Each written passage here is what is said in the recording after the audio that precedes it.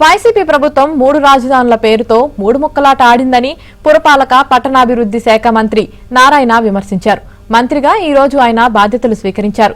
అమరావతి నిర్మాణంపై సమీక్ష నిర్వహిస్తామని అన్నారు.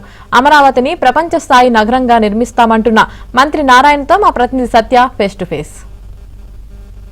రాష్ట్ర మంత్రిగా రెండోసారి బాధ్యతలు స్వీకరించిన పొంగూరు నారాయణ గారు మనతో ఉన్నారు. పట్టణాభివృద్ధి శాఖ మంత్రిగా ఆయన బాధ్యతలు తీసుకున్నారు.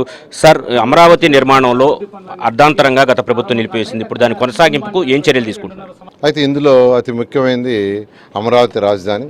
అది 217 చదరపు కిలోమీటర్లు ఆ రోజు కట్టాము. దాన్ని ల్యాండ్ పూలింగ్ స్కీమ్లో ల్యాండ్ తీసుకొని కన్స్ట్రక్షన్ చేయడం జరిగింది, ప్లాన్ చేయడం జరిగింది. దానికి సంబంధించి డిజైన్స్ ఆ రోజు సింగపూర్ ప్రభుత్వంతో మాట్లాడి వాళ్ళ దగ్గర డిజైన్ చేయించాం. తర్వాత నార్మన్ ఫాస్టర్ అండ్ పార్ట్నర్స్తో లండన్ వాళ్ళతో డిజైన్ చేయించి వాళ్ళు ప్రపంచంలో టాప్ 10లో ఒక డిజైనర్ చేయించి యాక్చువల్గా చేశాము. అంతేకాకుండా 48,000 కోట్ల రూపాయలకి యాక్చువల్గా టెండర్స్ పిలవటం కూడా జరిగింది. అందులో 9,000 కోట్ల రూపాయలు కూడా ఖర్చు పెట్టడం జరిగింది.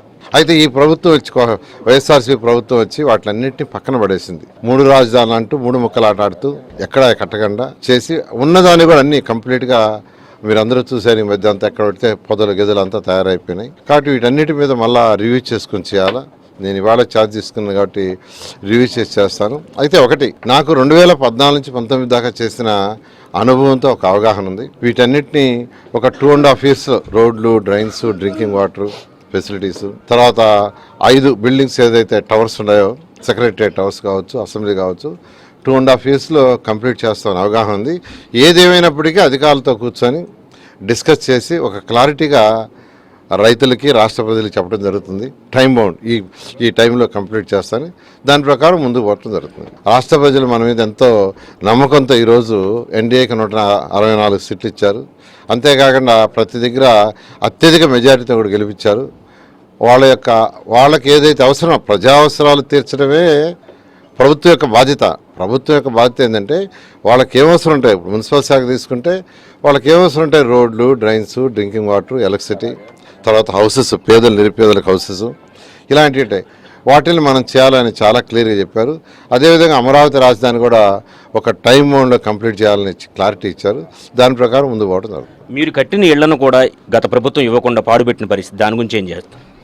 ఖచ్చితంగానండి. యాక్చువల్గా ఇప్పుడు మినిస్టర్స్, ఎమ్మెల్యేస్ వాళ్ళ క్వార్టర్స్ అయితే 90% అయిపోయింది. మరొక నెల రోజులు పనిచేసింటే అవన్నీ కూడా ఇచ్చేసి ఉండొచ్చు. అదేవిధంగా secretaries, principal secretaries, different cadre employees కూడా ఆల్మోస్ట్ 80-90% అయింది. అది కూడా ఒక 3 months వరకు జరిగినట్టు అయిపోయింది. కానీ ఈ ప్రభుత్వం నిర్లక్ష్యం ఇవ్వకూడదు, అసలు అమరావతి అనేది ఇక్కడ ఉండకూడదు అనే ఒక కంకణం కట్టుకొని చేయడం జరిగింది. ఇప్పుడే రైతులు వచ్చారండి ఇక్కడికి. యాక్చువల్గా కౌలు 2 సంవత్సరాల నుంచి లేదు సార్, చాలా ఇబ్బంది పడుతున్నా అన్నారు.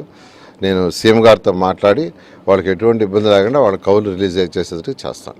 నారాయణ గారు ఒకటే విషయం స్పష్టం చేస్తున్నారు. రైతులకు ఇవ్వాల్సిన కౌలుతో పాటు పట్టణాభివృద్ధి శాఖ రాష్ట్ర వ్యాప్తంగా అభివృద్ధి చేయడానికి అన్ని ప్రయత్నాలు చేస్తారు. అదే సమయంలో అమరావతి నిర్మాణాన్ని శరవేగంగా 2.5 ఏళ్లలో పూర్తి చేసే ప్రయత్నం అయితే చేస్తామని నారాయణ గారు చెప్తున్న పరిస్థితి. ఇది ఇక్కడ పరిస్థితి. కెమెరా పర్సన్ వెంకటేశ్వర్లతో సత్య, ఏబిఎన్ ఆంధ్రజ్యోతి, అమరావతి.